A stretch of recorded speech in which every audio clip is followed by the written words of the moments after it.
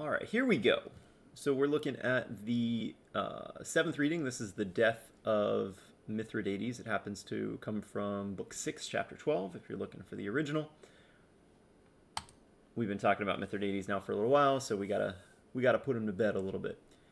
This is a fast forward from where we left off at the end of Book 5. So if you remember at the end of Book 5, we were talking about Pompey. Pompey being the second in command to Sulla. So Sulla is kind of fading away. Pompey is becoming the sort of figurehead of the Optimates, of the upper class party. So we start here with the word doom meaning while. It's a weird word because it only goes with the, and my apologies there, that's nominative. It only goes with the present tense. So this verb, third plural, is present passive. So it literally says, while these things are being done. But doom basically means it's happening at the same time as the main verb. So since the main verb here is infestabant, even though it's present, we're going to make that doom verb past tense. So while these things were being done, Piratai, love it, love this little nugget of Roman history. Piratai omnia maria infestabant. So we have our imperfect verb here.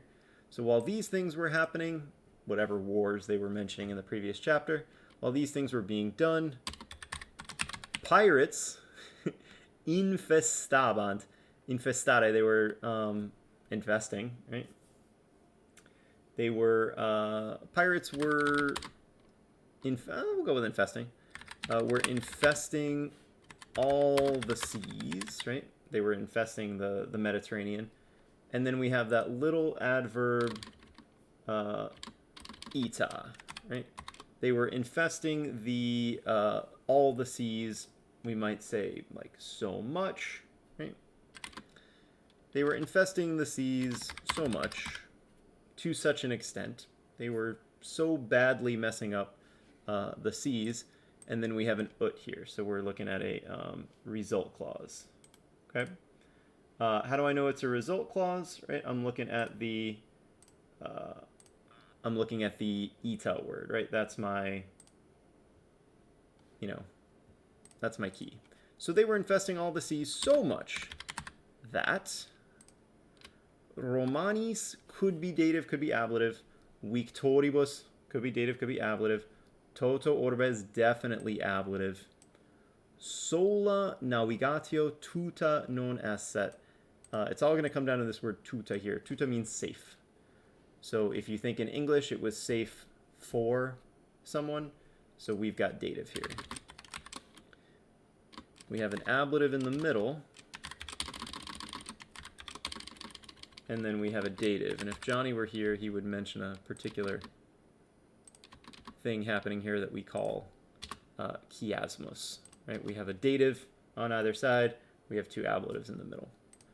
Sola navigatio, which we are not going to translate as navigation, non esset. And there's our subjunctive verb because of the ut clause. So they were messing up the seas so much that sola navigatio only, and again, not navigation, but navigatio, navigo means to sail, so sailing, the act of sailing, that only sailing was not safe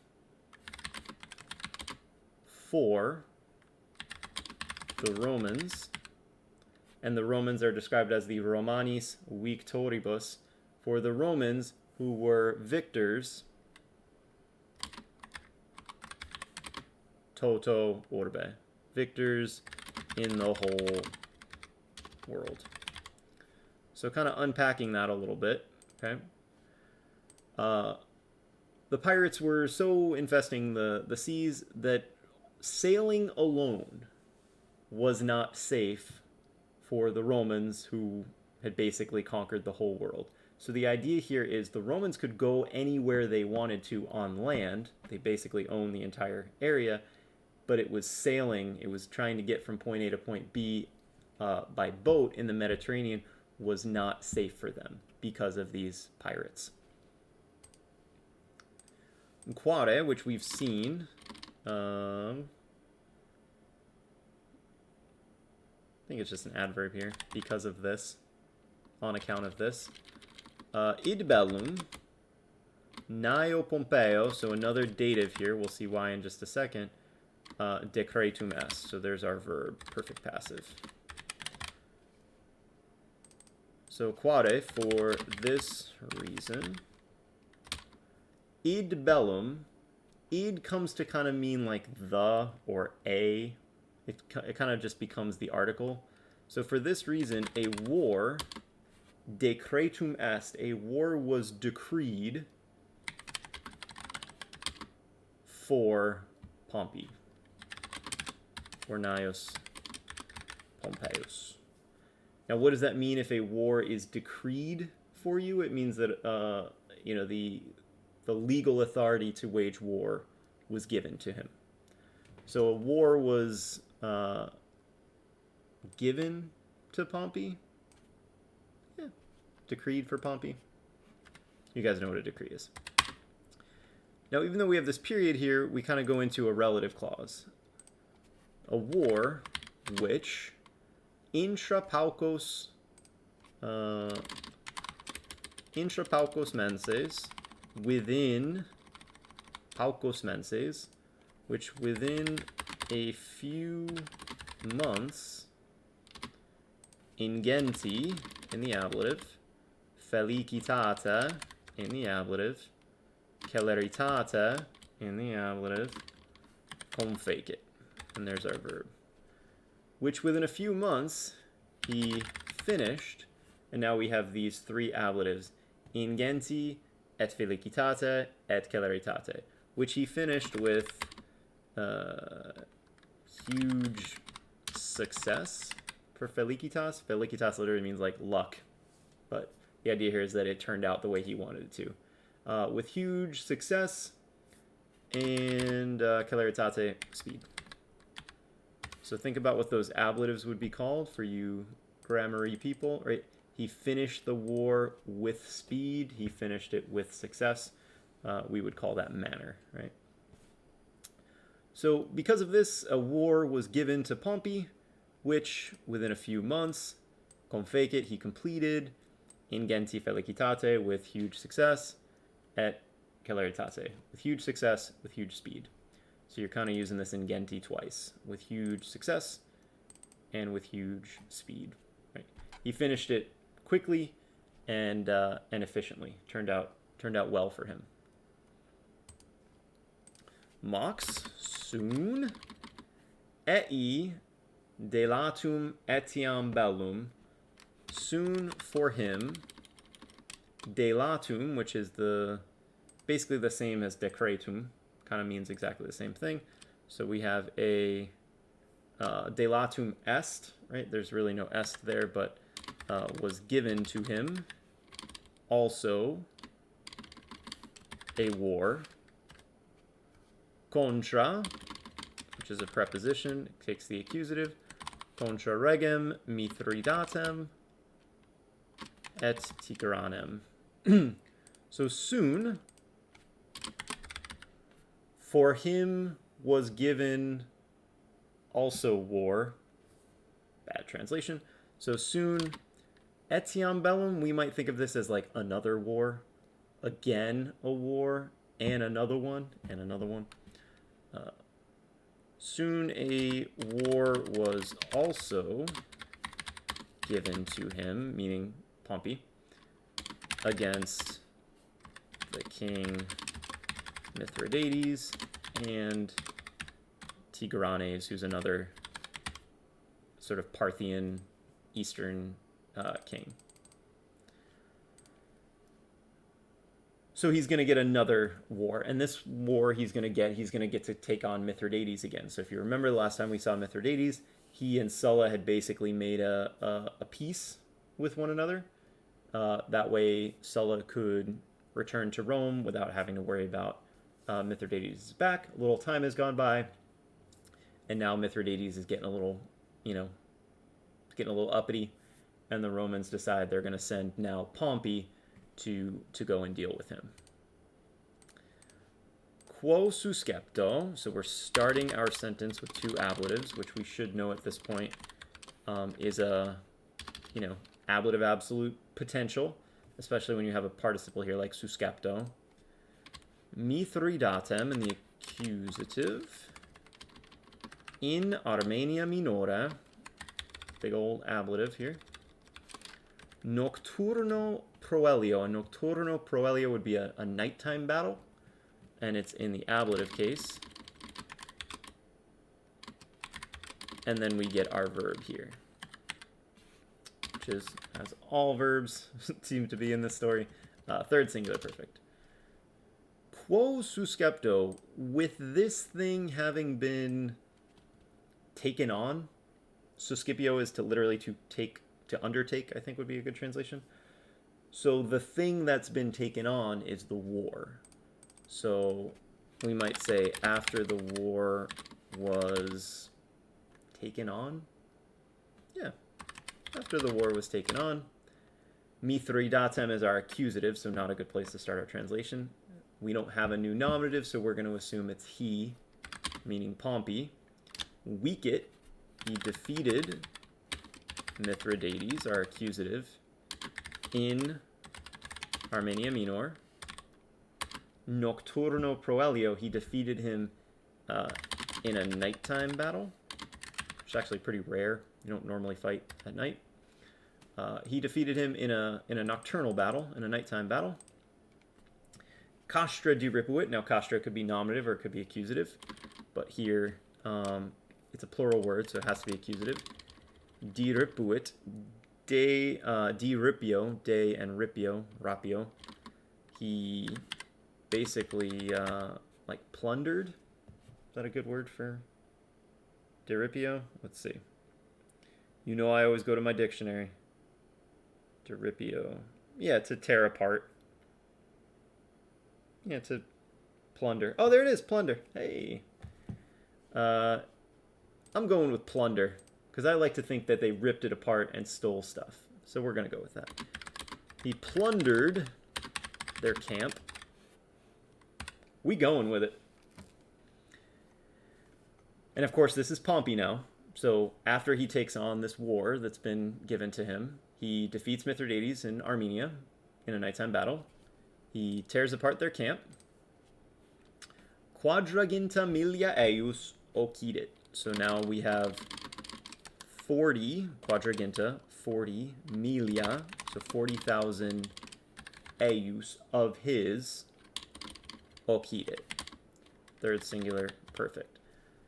So he killed 40,000 of his, we assume, soldiers, right?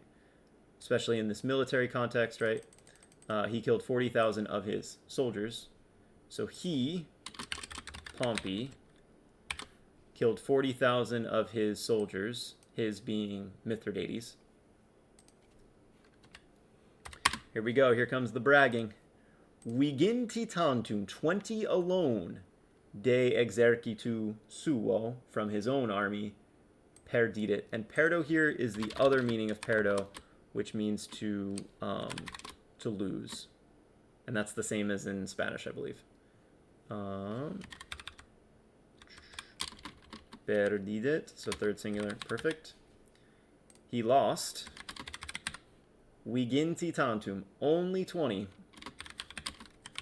De exercitu suo, 20 from his own army.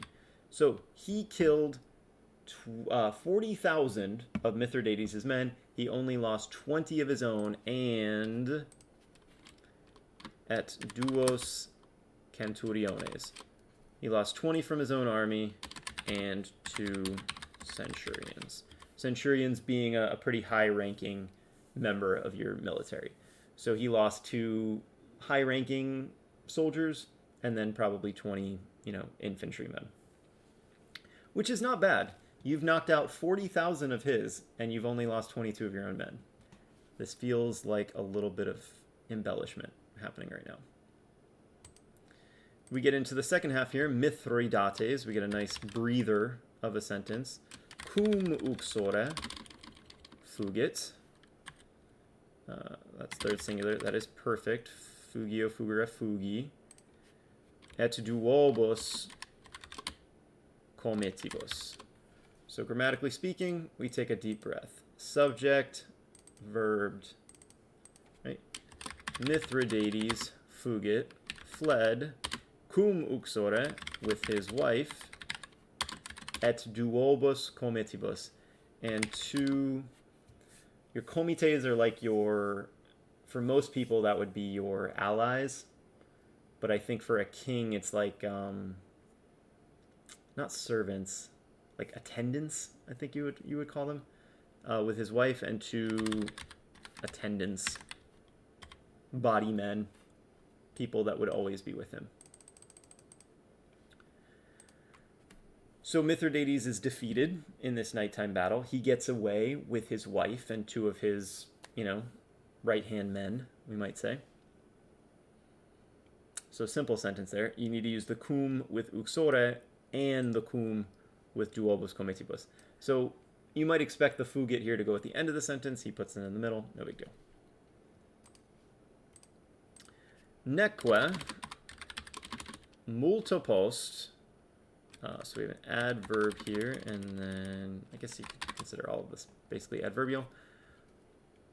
Grammar people, this is your moment. Neque and not, right, neque, and not post, after, and not after multo, and not after by a lot. So, and not a long time after, not much longer after. It's a good English way to do this. And not long after. Not very long after. English. Literally, it says not after by much. This is ablative of degree of difference. And not very long after. Cum here, this has to be cum clause cum, because we have in suo, so we don't have a ablative. And we have saiwiret, which is a subjunctive verb. Oops.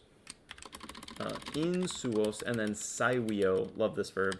Third singular, that would be imperfect subjunctive. I told you guys with cum clauses that you can start with when, and then maybe clean it up, pick a different word. So when he was savage, when he was raging, in suos, in can also mean against. So when he was raging against his suos, his own, right? His own people, because that's kind of what it means when you just have suos. When he was raging against his own men, right? His own people. Pharonakis, that's in the genitive. That's his son, filii sui. Apud, preposition, takes the accusative case. Seditione in the ablative. So by sedition of his son, Pharnakes, apud milites, among the soldiers. So through sedition, and sedition is like treachery,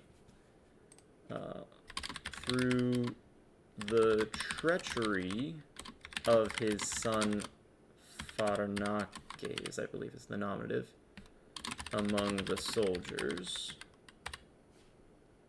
Ad mortem, so we have an accusative prep phrase here. Coactus, that's a PPP in the nominative. Venenum hausit. So the main verb here is not long after. I mean, this is a cum clause. No verb here. Here's your verb. House it. Not long after, he housed. Is that why they call it housing something? I don't know. That would be awesome. He housed some venom. He drank poison. That's the main verb of this section. So how does his life come to an end? How did Mithridates die? He drank poison. He drank poison. Coactus ad mortem. Cogo means to force. So having been forced ad mortem, having been forced to death, or having been forced to die, seditione, by treachery of his son. So having been, we might put this, through the treachery of his own son, Pharnaces, among the soldiers. How about we'll put it here? Having been forced to die through the treachery, or maybe by the treachery of his son, Pharnaces, he drank poison. So that is how the great Mithridates comes to an end, right? He flees. He must have been raging at his own people. I imagine he was probably pretty upset about once again being defeated by the Romans. Probably didn't take it too well. Probably a little salty about it. He must have been, and again, they use the verb saivio. He was savaging them. He was raging against them. I would imagine there was violence. There must have been threats. And his son must have gotten the soldiers, rounded up the soldiers and said, hey, my dad's getting old. I think it's time. And they come up with this plan, and they basically force him to kill himself. And he drinks poison. Same thing we had in a previous story. Hunc finem habuit, right? Third singular perfect. And our subject here, Mithridates, at the end. So Mithridates had this end. Of course, we know that means like he died this way, right? This is how he came to an end. Periit, there's our third singular perfect. Pereo means to perish, right? To die. He died. However, moreover, apud Bosphorum, near the Bosphorus. We're here in the nominative, ingentis in the genitive, industriae in the genitive, consilii in the genitive. So he died near the Bosphorus.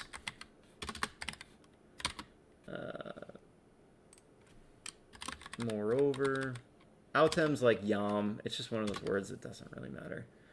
He died near the Bosphorus, and we're here is nominative, so we're talking about Mithridates.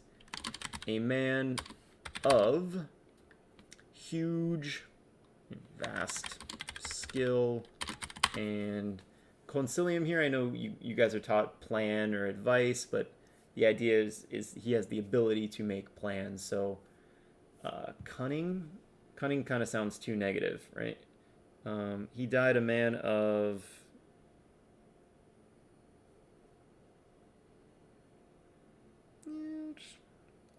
determination.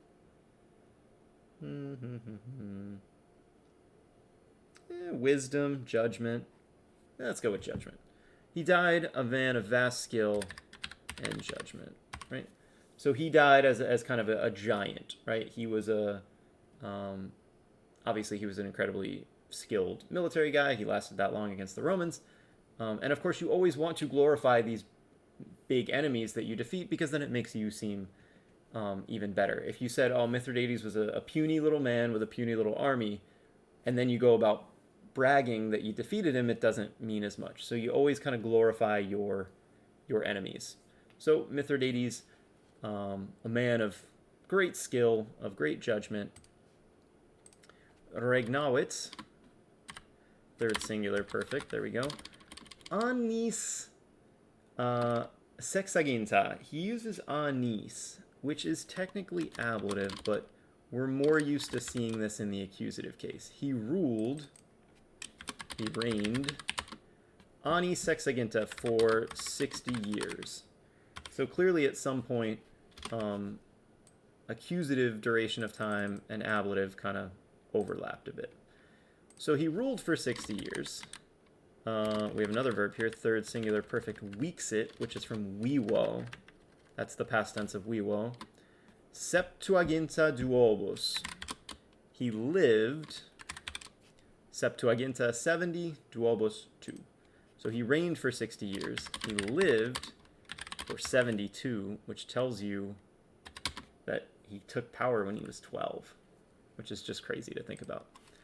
And then we have the preposition here, contra Romanos